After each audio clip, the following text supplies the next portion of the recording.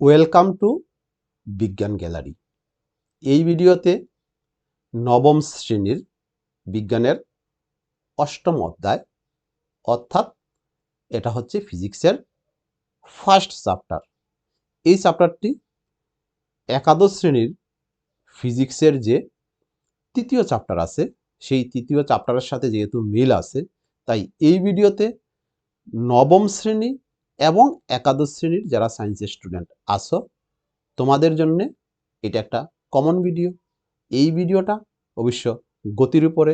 আশা করি যারা একাদশ শ্রেণী এবং নবম শ্রেণীর স্টুডেন্ট আছো তোমরা যদি এই ভিডিওটা মনোযোগ সহকারে দেখো, এই ভিডিওতে আমি যে টপিকস নিয়ে আলোচনা করেছি, যেমন দূরত্ব এবং সরণ, বিভিন্ন গাণিতিক সমস্যা অর্থাৎ দূরত্ব এবং সরণ সংক্রান্ত যত ধরনের প্রশ্ন আছে, এই ভিডিওটা মনোযোগ সহকারে দেখলে তোমাদের মনে হয় না দূরত্ব এবং সরণ সংক্রান্ত কোনো সমস্যা থাকবে। এরপরেও যদি তোমাদের কোনো সমস্যা থাকে অবশ্যই তোমরা কমেন্টে লিখবে, আমি পরে ভিডিওর মাধ্যমে সেই সমস্যার সমাধান করার চেষ্টা করব। আর শুধু এটা বলবো, এখনো যদি এই চ্যানেলটাকে সাবস্ক্রাইব করে না থাকো তোমরা অবশ্যই এই চ্যানেলটা সাবস্ক্রাইব করে নেবে। তোমরা তো জানো এই চ্যানেলের মাধ্যমে মাধ্যমিক এবং 12-এর অনেক ধরনের সাজেশনের ভিডিও দেওয়া হয়। আর হ্যাঁ, আরেকটা বিশেষ কথা হলো, যারা একাদশ শ্রেণীতে সায়েন্স নিয়ে পড়বে অর্থাৎ ফিজিক্স যাদের দরকার, দেখবে এখানে মেম্বারশিপ আছে।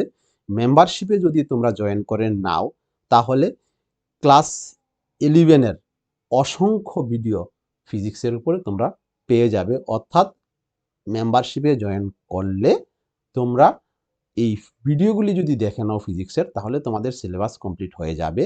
আর মেম্বারশিপে জয়েন করলে তোমরা সরাসরি আমার সাথেও কথা বলতে পারবে। তাহলে এবার আমি চলে যাচ্ছি মূল প্রসঙ্গে।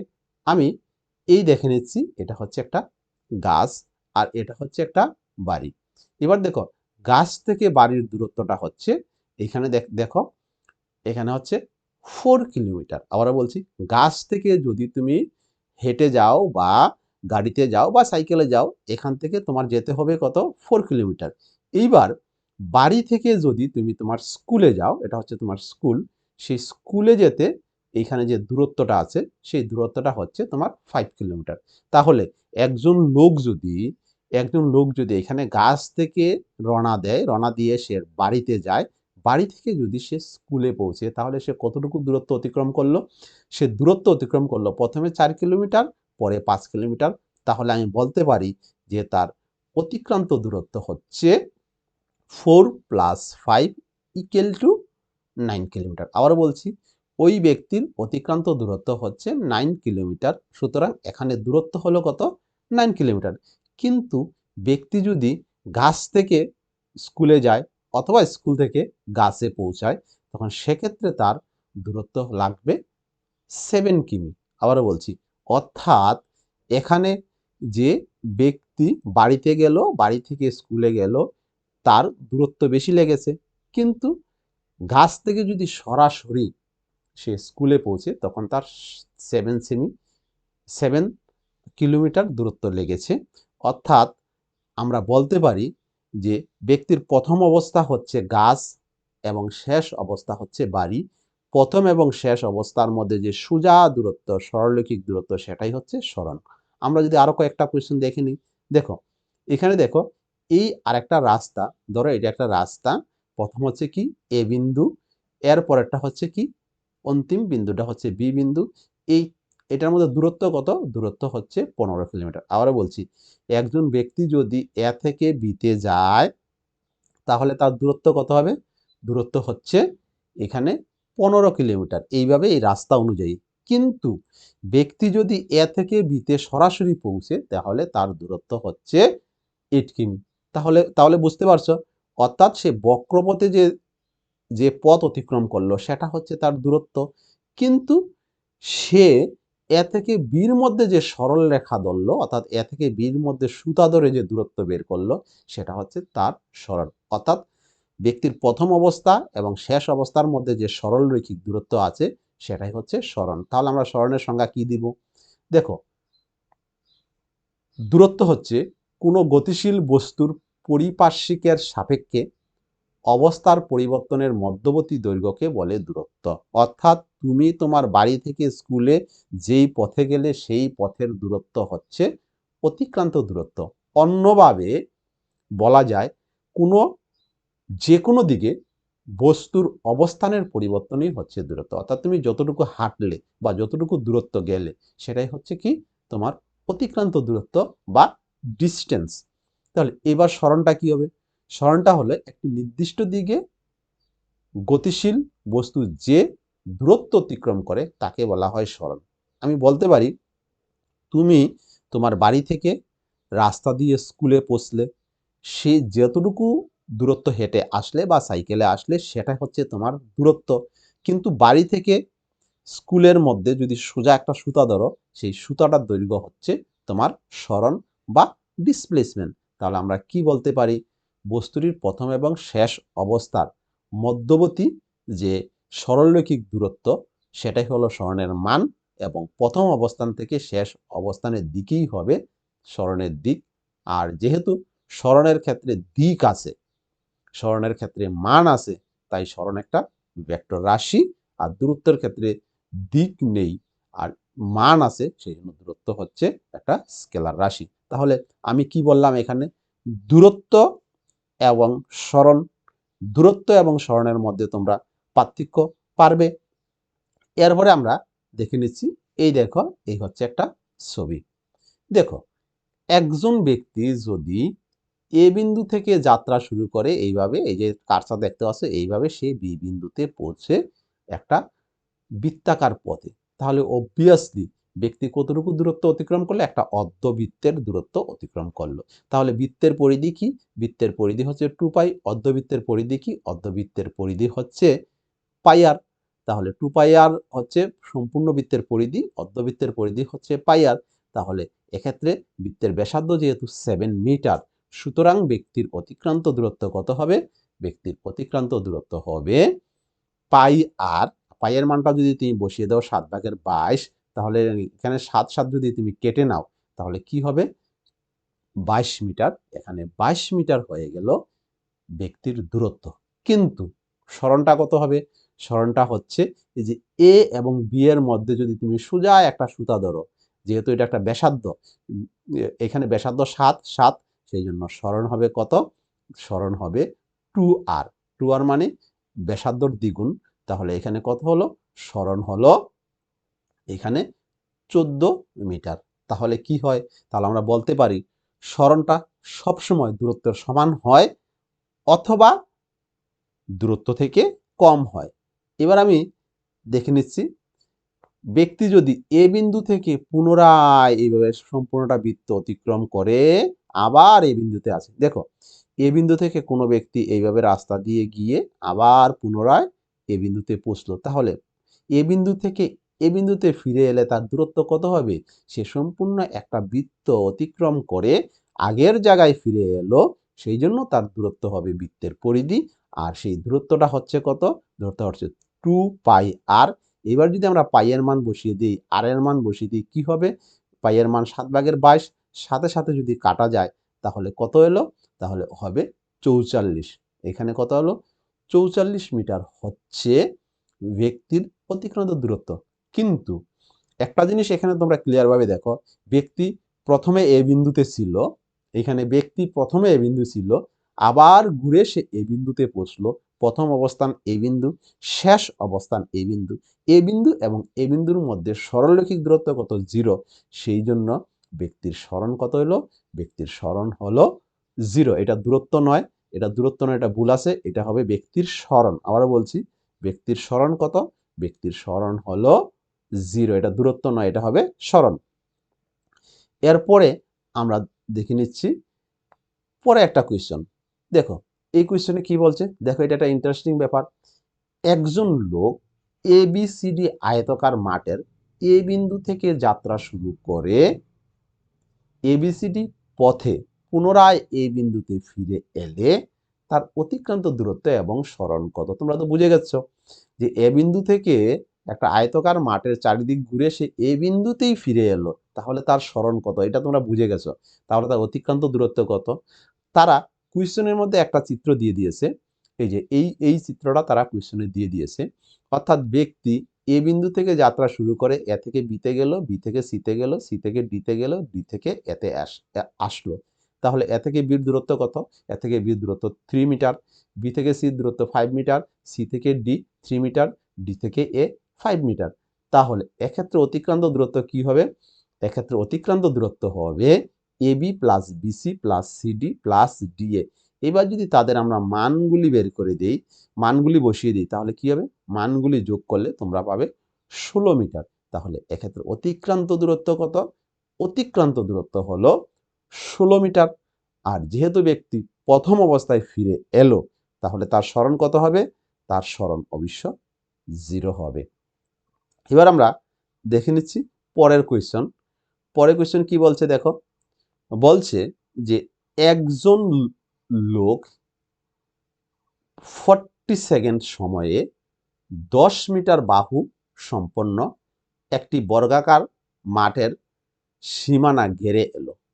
ব্যাপারটা ক্লিয়ার? একজন ব্যক্তি কত সেকেন্ডে? 40 সেকেন্ডে, অর্থাৎ 40 সেকেন্ডে 10 মিটার বাহু বিশিষ্ট একটা বর্গাকার মাঠ, একটা বর্গক্ষেত্রের পরিসীমা ঘুরে এলো, চারদিকে ঘুরে আবার সে এসে গেল। বলছে 2 মিনিট 20 সেকেন্ড পর প্রাথমিক অবস্থা থেকে তার সরণ কত হবে? মানে তারে যদি 2 মিনিট 20 সেকেন্ড দেওয়া হয়, তাহলে 20 সেকেন্ডে যদি সে ঘুরতে থাকে 2 মিনিট বর্গাকার পথে চারিদিকে, তাহলে সে শেষ প্রান্ত কোথায় থাকবে? অর্থাৎ প্রথম প্রান্ত এবং শেষ প্রান্তের মধ্যে দূরত্ব কত হবে, মানে তার সরণ কত হবে। তাহলে প্রথমে আমরা দেখে নিই 2 মিনিট 20 সেকেন্ড মানে 2 হচ্ছে মিনিট, 2 ইন্টু 60 সেকেন্ড প্লাস 2, তাহলে কত হবে? 2 মিনিট 20 সেকেন্ড হচ্ছে, দেখো 2 ইন্টু 60 প্লাস 20 হচ্ছে কত? হচ্ছে 140 সেকেন্ড। 2 minute 20 second 140 second. এবার যদি আমরা বর্গাকার মাঠটা এঁকে নিই, দেখো এই হচ্ছে আমরা বর্গাকার একটা মাঠ আঁকলাম। মাঠের প্রত্যেকটা বাহুর দৈর্ঘ্য কত? 10 মিটার। তারা দিয়েছে কত? 10 মিটার দিয়েছে প্রত্যেকটা বাহুর দৈর্ঘ্য। এইবার দেখো এই যে 10 মিটার বাহু বিশিষ্ট বর্গক্ষেত্রের চারিদিক একবার ঘুরতে তার সময় লাগে 40 মিটার। আরেকবার ঘুরতে তার সময় লাগবে আরো 40 মিটার। 40 40 কত হলো?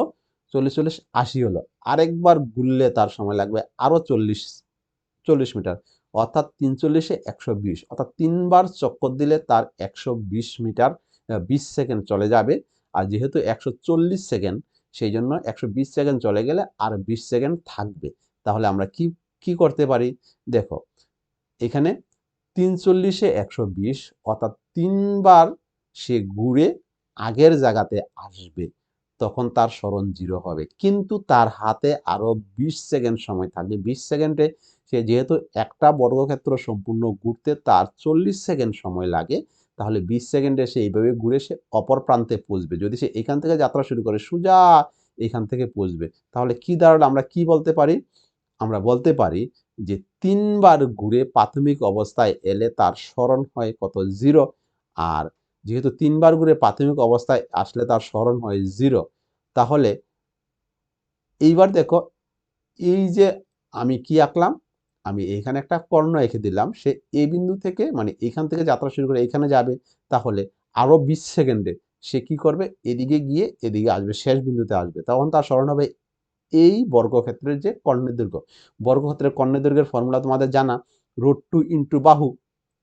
তাহলে এটা হচ্ছে বর্গক্ষেত্রের কর্ণের দৈর্ঘ্য। তাহলে পরের 20 সেকেন্ডে তার অতিক্রান্ত দূরত্ব হবে কত? পরের 20 সেকেন্ডে তার অতিক্রান্ত দূরত্ব হবে 10 প্লাস 10 মিটার। কিন্তু তার সরণ হবে তার কর্ণের দৈর্ঘ্য, মানে 10√2 মিটার। তাহলে পরের 10 সেকেন্ডে নয়, পরের 20 সেকেন্ডে, কারণ এখানে 3 40 120 সেকেন্ডে সে 3 বার চক্কর দেওয়ার পর তার কাছে আরো 20 সেকেন্ড থেকে যায়। 20 সেকেন্ডে সে একটা বর্গক্ষেত্রের অর্ধেক পরিসীমা অতিক্রম করবে। তাহলে আমরা কি লিখতে পারি? আমরা লিখতে পারি পরের 20 সেকেন্ডে অর্ধ পরিসীমা অতিক্রম করবে, যার সরণ হবে √2 ইন্টু বাহু। এবার বাহুর মানটা যদি বসিয়ে দিই, তাহলে কি দাঁড়ালো? 10√2 মিটার। এবার আমরা দেখে নিচ্ছি পরের যে কোয়েশ্চেন আছে। পরের কোয়েশ্চেনটা একটা ইন্টারেস্টিং কোয়েশ্চেন। বলছে সরণের মান অতিক্রান্ত পথ দূরত্বের সমান হতে পারে, আবার না হতে পারে। বলছে সরণের মান সে যতটুকু পথ অতিক্রম করবে সেই পথের সমান হতে পারে, আবার নাও হতে পারে। সবসময় মনে রাখবে সরণের মান সে যদি সোজা যায় তাহলে সরণ এবং দূরত্ব সমান হবে, সে যদি সোজা না যায় সরণ দূরত্ব থেকে কম হবে। অর্থাৎ সরণের মান কোনো সময় দূরত্ব থেকে বেশি হতে পারে না, দূরত্বর সমান হবে অথবা দূরত্ব থেকে কম হবে। তাহলে এবার আমি একটা ছবি দেখিয়ে নিচ্ছি। দেখো এই হচ্ছে একটা ছবি। দেখো একজন লোক এখানে পি বিন্দু থেকে যাত্রা শুরু করছে। সে সে পি বিন্দু থেকে রাস্তায় হেঁটে কিউ বিন্দুতে পৌঁছলো, কিউ থেকে সে আর বিন্দুতে পৌঁছলো, আর বিন্দু থেকে সে এস বিন্দুতে পৌঁছলো। সে সোজা রাস্তায় সে যখন এস বিন্দুতে পৌঁছবে তখন সে কত দূরত্ব অতিক্রম করবে? 10 + 5 + 15 = 30 মিটার পথ, 30 কিমি পথ অতিক্রম করবে। সে একজন লোক যদি পি বিন্দু থেকে এস বিন্দুতে পৌঁছে তখন তার দূরত্ব হচ্ছে 30 কিমি, কিন্তু যেহেতু সে সোজা গেছে তার সরণও হবে 30 কিমি। সেই জন্য এক্ষেত্রে দূরত্ব এবং সরণ কি হবে? সমান হবে। তাহলে আমরা আনসারটা কি লিখব? আনসারটা লিখব পি বিন্দু থেকে সোজা এস বিন্দুতে গেলে ব্যক্তির অতিক্রান্ত পথ দূরত্ব হবে PS = 10 + 5 + 15 = 30 কিমি, যেটা আমি বললাম, এবং ব্যক্তির সরণও হবে PS = 30 কিমি। তাহলে এক্ষেত্রে কি এখানে ব্যক্তির সরণ এবং পথ দৈর্ঘ্য সমান, অর্থাৎ ব্যক্তির অতিক্রান্ত দূরত্ব সরণের সমান। তারা বলছে হতে পারে, তাহলে আমি দেখালাম কি হতে পারে, আবার নাও হতে পারে। কখন হতে পারে না? ব্যক্তি যদি পি বিন্দু থেকে গিয়ে এস বিন্দুতে পৌঁছে আবার সে ব্যাক করে আর বিন্দুতে আসে। আবার বলছি, ব্যক্তি যদি পি বিন্দু থেকে এস বিন্দুতে গিয়ে আবার আর বিন্দুতে পৌঁছে, তাহলে পি বিন্দু থেকে এস বিন্দুতে গেল 30 কিমি, আবার সে আসলো কত? আরো 15 কিমি, 45 কিমি। সে গেল 45 কিমি। তাহলে তার মোট অতিক্রান্ত পথ হচ্ছে 45 কিমি, কিন্তু পি এবং আর এর সোজা দৈর্ঘ্য হচ্ছে 15। তাহলে এক্ষেত্রে তার সরণ হবে 15 কিমি। এর মানে সরণ এবং দূরত্বের সমান হচ্ছে না এক্ষেত্রে। তাহলে আমরা কি বলতে পারি? আমরা বলতে পারি যদি পুনরায় এস বিন্দু হতে আর বিন্দুতে ফিরে আসে তখন তার অতিক্রান্ত দূরত্ব হবে 45 কিমি এবং তার সরণ হবে 5 কিমি।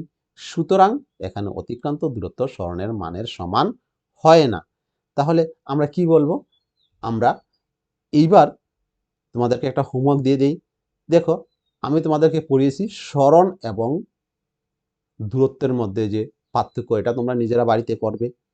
আরেকটা কোয়েশ্চেন তোমরা করবে যে সরণের মান কি বস্তু কর্তৃক অতিক্রান্ত দূরত্ব থেকে বেশি হতে পারে? আমি তোমাদেরকে বুঝিয়ে দিয়েছি বেশি হতে পারে না। আর যদি না বুঝো অবশ্যই কমেন্টে তোমরা লিখবে। তাহলে এবার ভিডিওটাকে লাইক দিয়ে তোমরা নিজেদের মধ্যে শেয়ার করে নাও।